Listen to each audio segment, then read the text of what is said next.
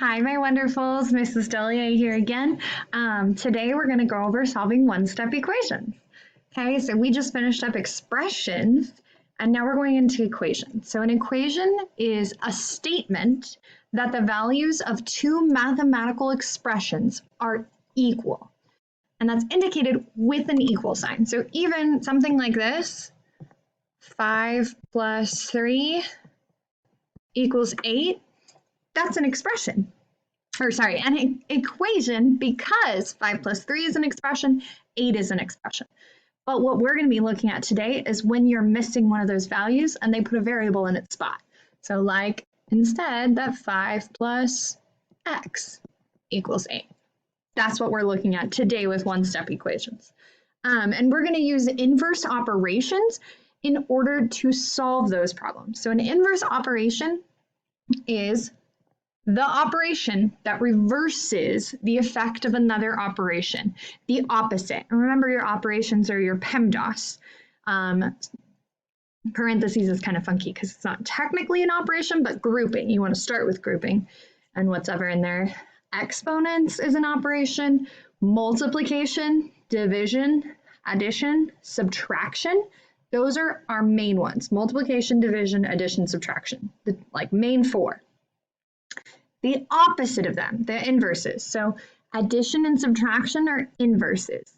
Multiplication and division are inverses. They undo the effect of the other one.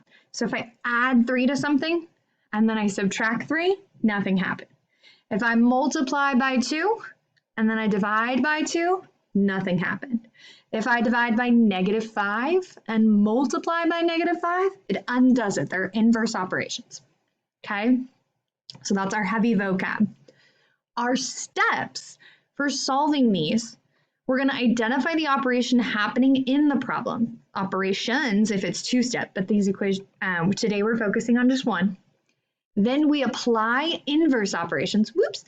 So we do the opposite in order to isolate the variable, get it all by itself. And then lastly, we should check our solution and sign just to make sure we're correct. Okay, so I have this first one here. And I like to always start these off by putting a line through the equal sign. It just helps me separate my sides, okay? First step, first thing on that list was identify the operations happening in the problem. So I have y minus 3.5 equals -2.1. So I already said the operation for this one. It's subtraction. So now that I know what operation is happening, I need to do the opposite, the inverse. So instead of subtracting 3.5, I'm going to add 3.5. And whatever I do to one side of the equation, I do it to the other in order to keep it true. All right, well, -3.5 plus 3.5, that makes 0. So now this is gone. I'm not going to write 0 down because that's not helpful, but I am going to bring the y down because it's still over there. So that means that y equals -2.1 plus 3.5. Okay, well, I have more positives than negatives, so this is going to be a positive answer. And then when I have different signs like this, I actually subtract the absolute value. So I'm going to even write it over here on the side. 3.5 subtract 2.1, and oh, the sign's even kind of stuck. Bring down my decimal. 5 subtract 1 is 4. 3 subtract 2 is 1. Oh, this is positive 1.4. And my decimals are kind of small, sorry. And then the last thing I should do, I should check it. I should substitute it in and see if it works. So now instead of y, I'm going to substitute 1.4 and see if I'm correct. So 1.4 subtract 3.5. That should, I'm checking this, that should equal -2.1. I could check it on a calculator. I could do the math in my head, on paper, whatever I'm thinking. I'm just going to use a calculator for a quick check. So 1.4 subtract 3.5. Oh, I'm right. That is, in fact, 2.1. Okay, that's a subtraction example. I'm going to go over all 4 operations as quickly as I can, though. All right, so remember, I like to start these by putting a line through the equal sign. So I have y plus 0.4 equals 2. All right, well, I said it there, plus. So this is an addition problem. I identified the operation. Second, start to perform inverse operations to isolate the variable. So the inverse of adding is subtracting. So subtract 0.4, subtract 0.4. That's going to become 0. Yeah, positive 0.4, subtract 0.4 makes 0. I'm going to bring down my y. And now I'm going to do 2, subtract 0.4. So I'm going to do this one by hand. 2.0, because I have to line up my decimals. Subtract 0.4. I need to regroup. So this becomes 1. This becomes 10. 10 subtract 4 is 6. 1 subtract nothing is 1. So this is 1.6. Sorry, the decimals are so small. And it's a positive, 1.6. Yeah, I had more positives than negatives. Then I should check it, make sure I'm correct. All right, well, y is 1.6. So I'm doing 1.6 plus 0.4, and I'm trying to see if that's 2. I'm just going to use my calculator this time, or again, because I want it to just be quick. 1.6 plus yeah, that equals 2. I'm right. That was an addition example. We've done a subtraction one, we've done an addition one. So now we also know what they look like. They usually have the plus or minus right in front of them. This one, however, there is nothing in between the number and the variable. So when that happens, there's nothing in between them.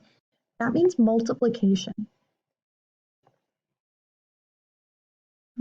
Orange, why not? So this, when you have a number right next to a variable, that means multiplication. I'm going to write these and then erase them so it doesn't get confusing later. But like if I had 2n or 3m, negative 5f, whatever it is, if you have a number next to a variable, that means multiplication. So I'm going to erase those so I don't get confused.